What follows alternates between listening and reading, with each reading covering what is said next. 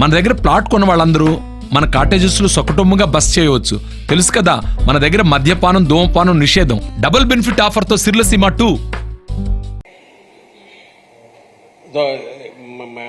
ఇది మోడస్ ఆపరేండి ఏంటి, ఓ పెద్ద కంపెనీ పేరు, దాని పేరు మీద చెప్పేయడం, హడావుడిగా అగ్రిమెంట్ చేసేయడం, వచ్చిందంతా మొత్తం ఏదో 100 రూపాయల్లో 10 రూపాయలు తీసుకోవడం కాదు, 100 మీద మళ్ళీ ట్యాక్స్ కూడా ప్రజల దగ్గర కట్టేసి తోసేయడం.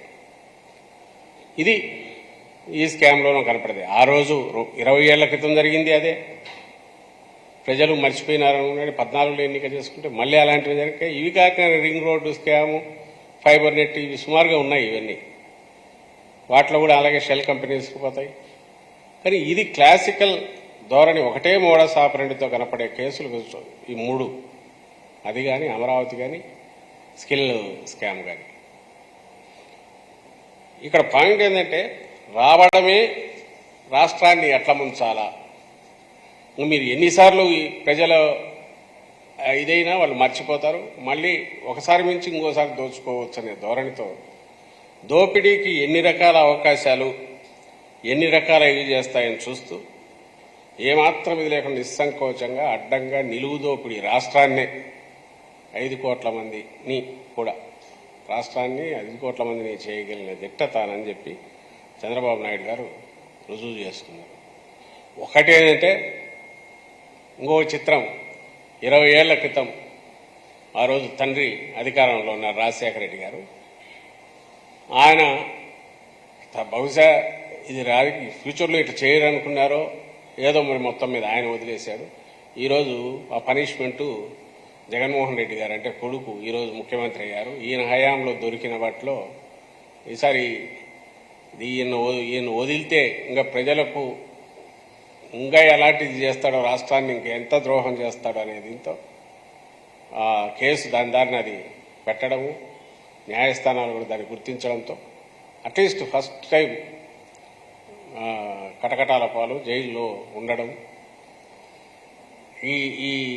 ఈయన స్వభావం ఏది అనేది రికార్డ్ అయ్యే రకంగా, లేకపోతే అన్ని బెయిళ్ల మీదో టెక్నికల్ గ్రౌండ్స్ మీదనో తన స్కామ్స్ దీని నుంచి తన మీద వచ్చిన కేసుల నుంచి తప్పించుకునే ప్రయత్నం చేసే చంద్రబాబు తొలిసారి ఓ రికార్డుల్లో ఈ రకంగా ఎక్కించాడు. అది ఆ రోజు ఆయన చేయని పని ఈరోజు జగన్మోహన్ రెడ్డి గారు చేయగలిగారు.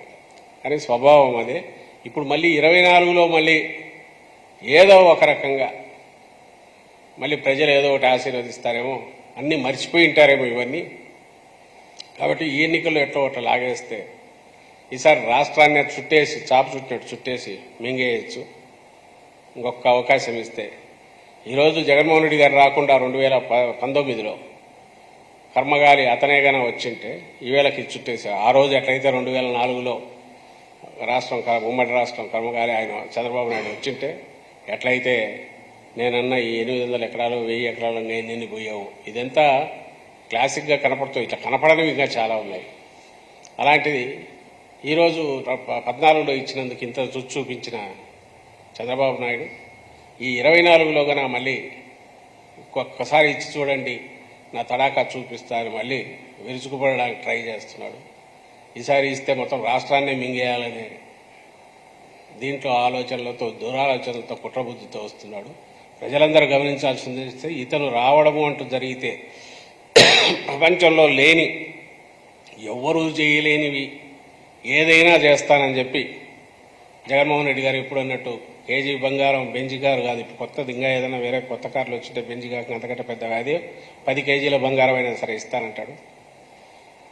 ఎవరు చేయలేని పనులన్నీ చేస్తానంటాడు. వచ్చిన తర్వాత నిజంగానే ఎవరు చేయలేని, ఆలోచించలేనంత దోపిడీ చేయగలిగిన, మింగేయగలిగిన ఘనాపాటి గనుడు ఈయనని ప్రజలు గుర్తించాలా చంద్రబాబు నాయుడు గురించి అని మా విజ్ఞప్తి. Thank you.